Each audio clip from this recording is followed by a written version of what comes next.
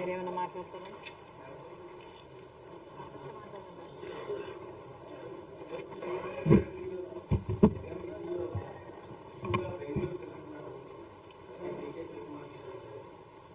వాస్తవం లేదా?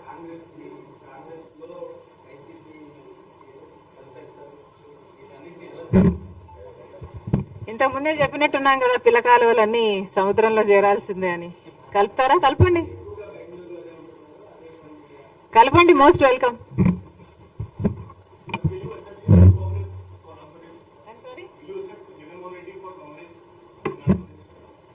Congress party is an ocean.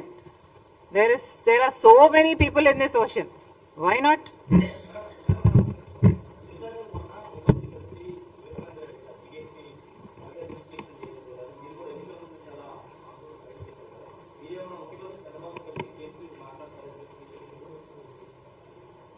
అవసరం ఉందని నేను అనుకోవటం లేదు. ఎందుకంటే సునీత ఆల్రెడీ కలిసింది ప్రభుత్వాన్ని. గత ప్రభుత్వంలో న్యాయం జరగలేదు. అప్పుడు ఎన్డీఏ అధికారంలో ఉంది. ఇప్పుడు మళ్ళీ అక్కడ ఎన్డీఏ అధికారంలో ఉన్నా ఇక్కడ ప్రభుత్వం మారింది కాబట్టి న్యాయం జరుగుతుందేమో అన్నది సునీత ఆశ. తప్పులేదు కదా కలిస్తే.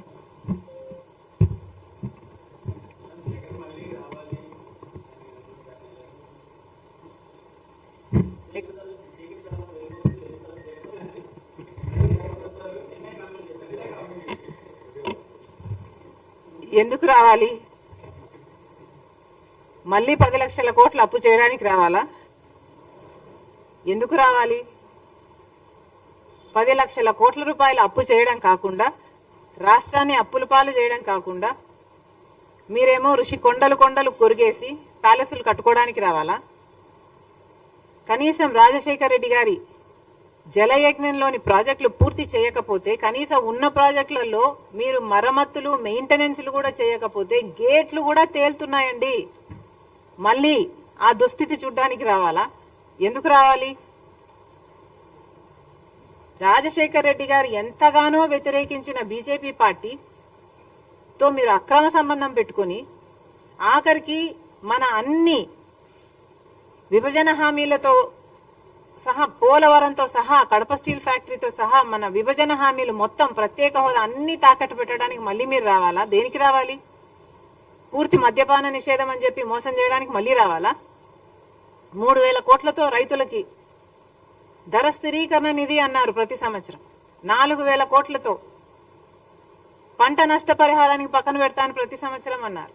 ఇలా ఎన్ని మాటలు చెప్పి మళ్ళీ మోసం చేయడానికి రావాలి? రాడు. జగన్మోహన్ రెడ్డి గారు ఇక అధికారంలోకి రాడు. వైసీపీకి అధికారంలోకి రాదు. ఎందుకంటే ఒకసారి ప్రజలు అవకాశం ఇచ్చి చూశారు.